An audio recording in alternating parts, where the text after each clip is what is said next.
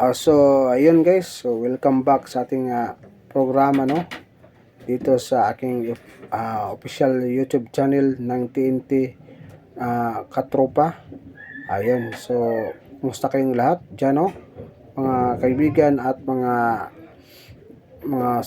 supporters ng TNT Katropa, Tropang Giga. Ayun, yan, once again, congrats sa TNT Katropa dahil nadepinsaan nila ang kanilang championship. Ayun. Medyo mahaba-haba po ang kanilang run, no?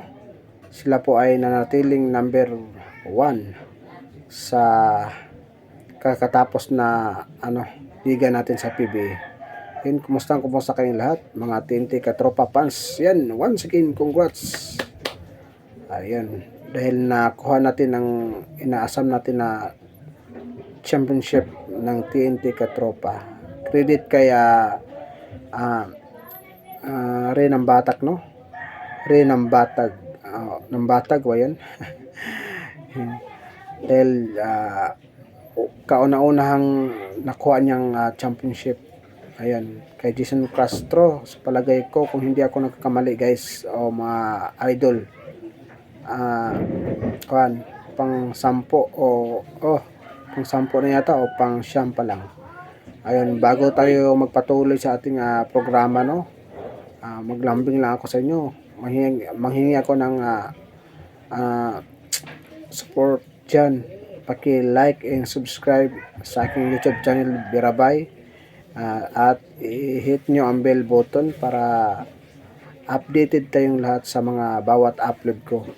Yun, at mag-leave din kayo ng comment. Mag-iwan kayo ng comment dyan at babasahin ko yan sa pagkatapos itong ating programa, no? Once again, please like and subscribe sa aking YouTube channel, Birabay, official YouTube channel ng TNT Katropa. Ayun, isang fan ng TNT Katropa. Ayun, ito po ang bahay ng mga fan ng TNT Katropa. Ito po ang YouTube channel ninyo, Birabay.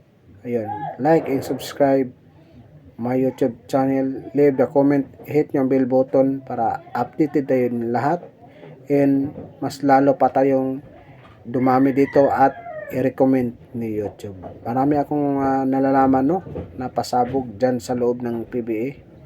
Ayun, bago ang lahat, unahin ko muna update kay Troy Rosario. Nag-live si kahapon, si Sir Snow Badua. Natunugan na ang karamihan sa mga planong mga trade dyan sa inside ng PBA, no? Grabe, talagang advance magbigay ng balita itong si Sir Snow Badua. At guys, may pasabog ako sa inyo. Alam nyo ba na itong si Troy Rosario ay mapupunta ulit sa TNT Katropa dahil dyan siya galing? Hindi totoo yung mga sabi-sabi dyan na siya ay nagagalit sa TNT. Hindi totoo nagagalit siya sa TNT Katropa, no? Na siya ay na-trade papuntang Blackwater kasi business po ang ating sports, no? Hindi natin alam sa ngayon, dyan pa tayo sa team na yan, baka bukas malipat na tayo. Naintindihan ni Troy Rosario yan. Ayun, yun po ang aking pasabog sa inyo. Babalik siya sa TNT Katropa dahil gusto niyang mag-champion ulit. Diyan siya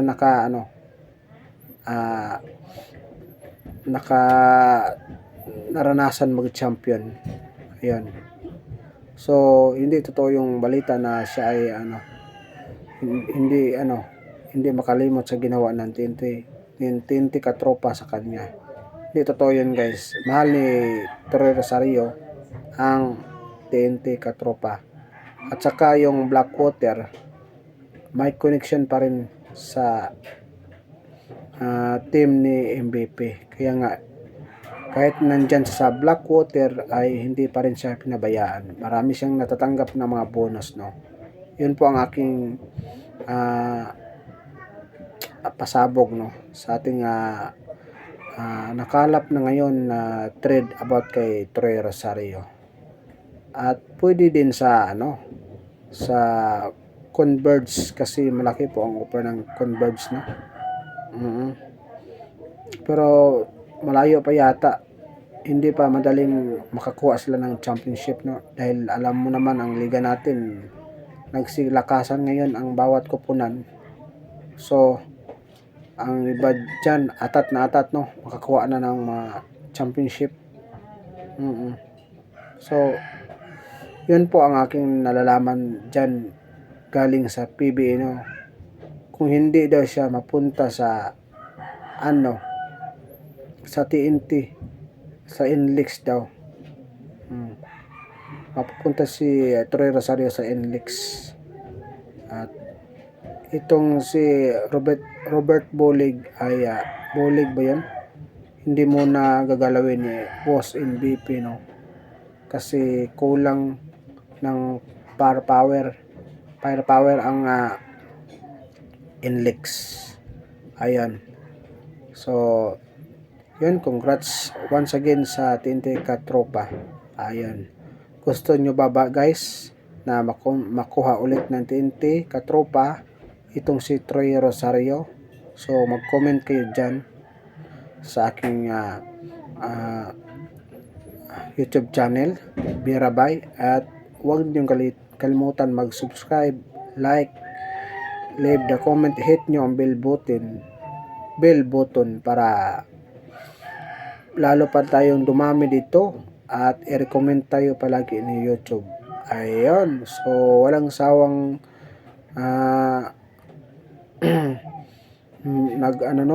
magko-congrats sa TNT Katropa dahil ang sarap sa feeling guys na champion tayo ulit, no. Sobrang believe nga ako kay Rondy Hollis Jefferson dahil maliban po sa mga marami siyang schedule sa labas kasi sa Jordan po siya ginawang natural import nila, pero meron pa rin siyang time dito sa ating liga, no. Believe nga ako sa kanya magaling pa. Ayun, nadalawahan na yata si Justin Brownlee, at 2 beses na din niya nakuha itong best import, no. So congrats once again sa buong kupunan ng TNT Katropa at kay Rondy Hollis Jefferson. Talagang hindi na mapabayaan siya sa labas. Titira talaga si RSG, no. mas malaki na po ang kanyang porsyento doon sa labas.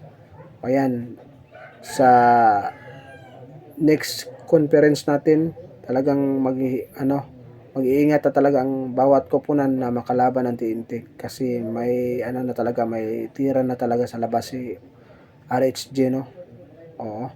So sa November 27 na yata magsimula itong liga natin. Konti lang pahinga, no, bakbakan na naman. Ayan, so pasensya na kayo guys, hindi masyado akong nag-update kasi busy po ang inyong idol, ang inyong kaibigan. At tulungan nyo naman ako guys para mas dumami pa tayo dito. Please like and subscribe my YouTube channel, Birabay. Hit bell button para updated kayo palagi guys sa mga bawat upload ko. Ayun, yun po ang aking update kay Troy Rosario na mapupunta ulit sa TNT Katropa. Kahit malaki po ang offer ng Converge sa kanya, pero ah, pinili niya ang TNT Katropa. Ayun. So, next topic, no? Ito daw si kalimutan yung pangalan niya. Si Christian ay babalik daw sa San Miguel. Sa palagay ko, hindi totoo yung balita na yan, guys. Fake news yan, no? Wala tayong nakukuhang balita dyan sa loob ng PBA. Hindi totoo yan. At itong si si Jimmy Malonzo, bibitawan na daw ng Hinebra kasi prone sa injury na.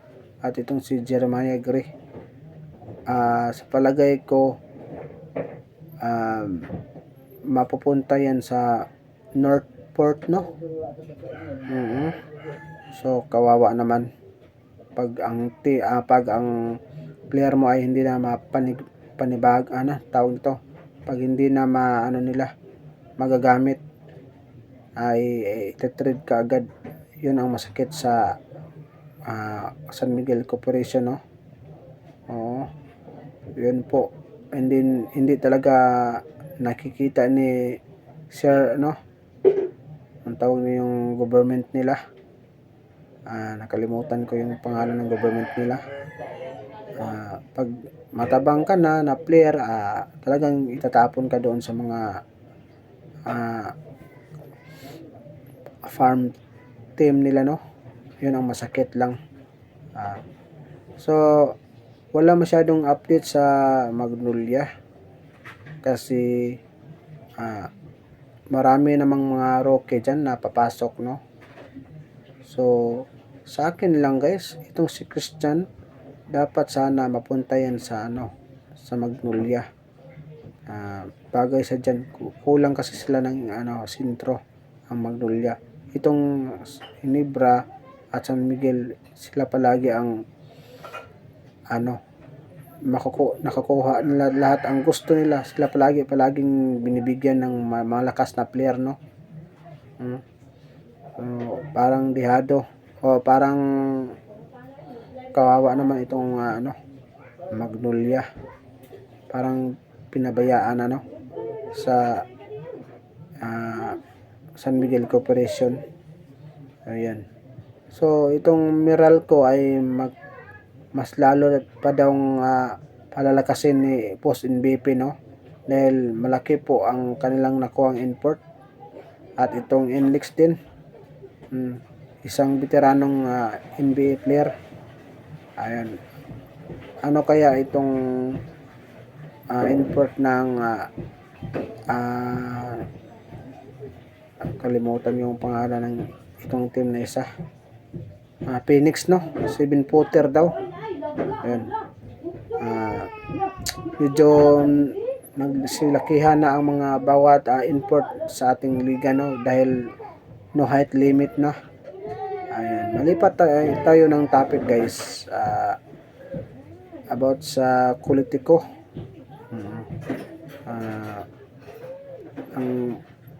Itong si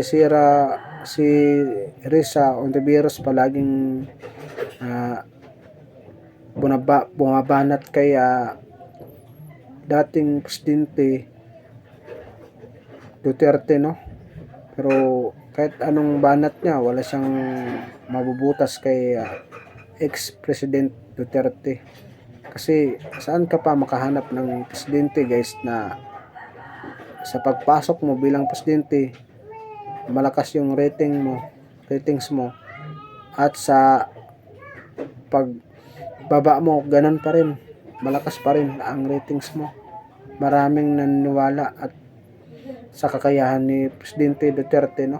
Talagang hindi siya mapalitan bilang presidente. Kahit hindi na siya nakaupo, andyan pa rin ang suporta ng mga tao na sa kanya. So believe nga ako kay Presidente Duterte. Pati ako fans ni Presidente Duterte. Oo. So marami siyang iniwan na batas na kanyang napatupad at nakatulong sa ating taong bayan, sa mga kagaya nating mahihirap, no? sana may Duterte next election no na mananalo.